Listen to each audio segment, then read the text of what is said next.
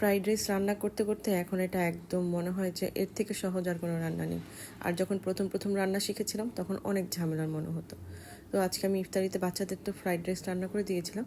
তো প্রথমে আমি প্যানের মধ্যে তেল আর বাটার সমপরিমাণ নিয়ে একটু গরম করে নিয়েছি। তারপর 2 চা চামচের মধ্যে এখানে রসুন কুচি হালকা একটু ভেজে নিয়ে, আর এখানে আমি 2টা ডিম খুব ভালোভাবে ফেটে নিয়ে এখন এই রসুন কুচির সাথেই বাটারের তেলের সাথে একটু ভেজে নিচ্ছি। ডিমগুলো ঝুরি ঝুরি করে ভাজা হয়ে গেলে এর মধ্যে আমি দিয়ে দিলাম প্রায় 1/4 কাপের পরিমাণে পেঁয়াজ কুচি। তারপর আবার একটু হালকা একটু ভেজে নিচ্ছি। আমি প্রত্যেকটা জিনিস স্টেপ বাই স্টেপ করে ভেজে নিয়েছি। আর এখন দিয়ে দিলাম 3টা সসেস, একদম ছোট ছোট করে কুচি কুচি করে কেটে দিয়েছি। ফ্রাইড রাইসে কিন্তু সসেসটা ছোট ছোট করে কেটে দিলেই খেতে বেশি ভালো লাগে। তারপর আবারও প্রায় 1 মিনিটের মতো এভাবে একটু নেড়ে চেড়ে ভেজে নিয়েছি।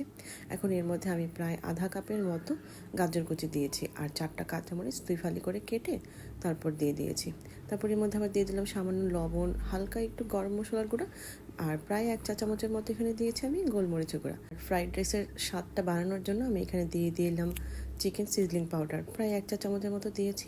এখন সব কিছু দেওয়া হয়ে গেলে আমি এগুলোকে আবার একটু নেড়ে চেড়ে ভেজে নিচ্ছি।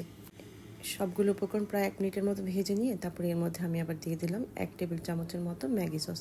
এই ম্যাগি সসের স্বাদটা কিন্তু ভালো লাগে, আর যে কোনো ফ্রাইড রাইসে এই ম্যাগি সসের স্বাদটা দ্বিগুণ পরিমাণে বাড়িয়ে দেয়। ফ্রাইড রাইস রান্না করার আগেই আমি এই পোলার চালগুলো প্রায় 80%-এর মতো সেদ্ধ করে নিয়েছিলাম।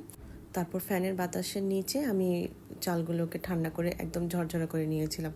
চালটা খুব সুন্দরভাবে সেদ্ধ হয়ে গেলে আর খুব ঝরঝরা হলে ফ্রাইড রাইসটা কিন্তু খেতে বেশি ভালো লাগে। তারপর সবগুলো উপকরণের সাথে এই পোলাওর চালটা খুব ভালোভাবে মিক্স করে নিয়েছি। আমার ফ্রাইড রাইস রান্না কিন্তু এখন একেবারে রেডি। এখন সব শেষের দিকে আমি এর মধ্যে দিয়ে দিলাম প্রায় 2 টেবিল চামচের মতো ঘি, আর 2 চা চামচের মতো এখানে আমি দিয়েছি ধনেপাতা কুচি। ফ্রাইড রাইসের সাথে কিন্তু বাঁধাকপি, তারপর হচ্ছে বরবটি কুচি, পেঁয়াজ পাতা এগুলো দিয়ে রান্না করলে অনেক বেশি মজা হয়।